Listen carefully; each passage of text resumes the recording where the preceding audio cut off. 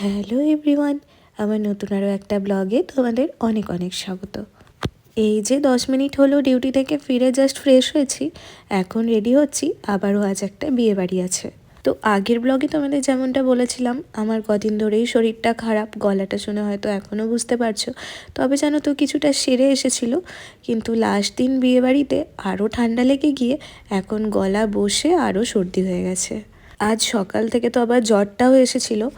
এখন ওষুধ খেয়ে কিছুটা কমেছে, কিন্তু চোখ মুখের অবস্থা দেখলেই তোমরা বুঝতে পারবে আমি ঠিক কতটা অসুস্থ। তাই চোখের ডার্ক সার্কেলগুলো আর পাফি আইসটা লুকানোর জন্য হালকা ফুলকা একটু মেকআপ করে নিচ্ছি।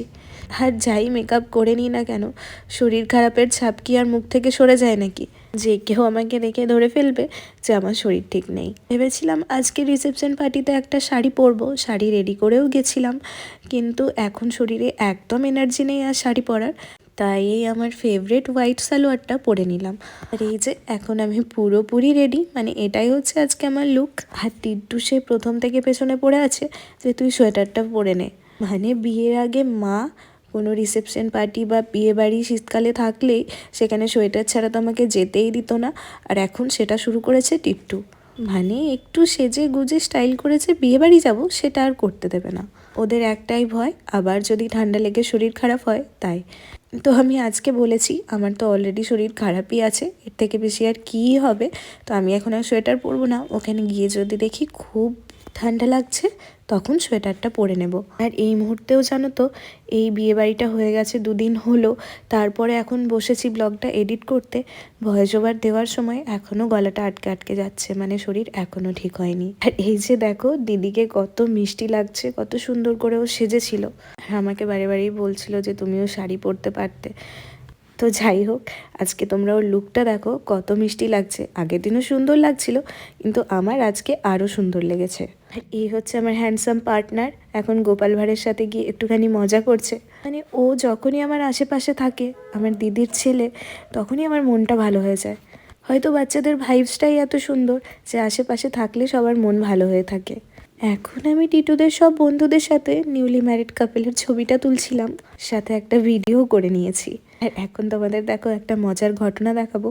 আমরা এদিকে দই বড়া খাচ্ছিলাম স্টলে, আর পুচকু বেচারা চামচ দিয়ে স্ট্রাগল করতে পারেনি, হাত দিয়েই খাওয়া শুরু করে দিয়েছে। টিট্টু ভিডিওটা করছিল দেখে ও বেশ লজ্জা পেয়ে গেছে।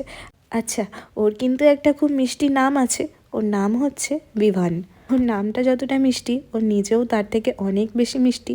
আর ও আমাকে আরেকটা সুন্দর নামে ডাকে, সেটা হচ্ছে মিষ্টি মিমি। মানে আমি ওর সম্পর্কে মামি হচ্ছি, ও আমাকে ডাকে মিষ্টি মিমি বলে। আর ওর সাথে আমার বন্ডিং মানে বিয়ের পরে নয়, বিয়ের আগে যখন ও আমাকে কোনো দিন সামনে থেকে দেখেনি, ওই জাস্ট ফটোতে আর ভিডিওতে দেখেছে, আর ফোনে কথা হতো, সেই থেকেই ওর সাথে আমার বন্ডিংটা অনেক স্ট্রং। আমার মনে পড়ে বিয়ের দিন যখন ও আমাকে প্রথম দেখলো। বাচ্চারা তো নর্মাল নতুন কাউকে দেখলে যতই আগে থেকে কথা হয়ে থাক, তাও নতুন দেখলে লজ্জা পেয়ে যায়, কিন্তু ও আমার কাছে সরাসরি চলে এসেছিল আর এত সুন্দর করে একটা হাসি দিয়েছিল যে আমার মন ভালো হয়ে গেছিলো। তো এখন বসে পড়লাম খেতে। অলরেডি অনেকটা রাত হয়ে গেছে, এবার তো খাওয়া দাওয়া সেরে বাড়ি ফিরতে হবে, কারণ কাল সকালে আবার ডিউটি রয়েছে। তো আজকের ব্লগটা তাহলে এখানেই শেষ করছি।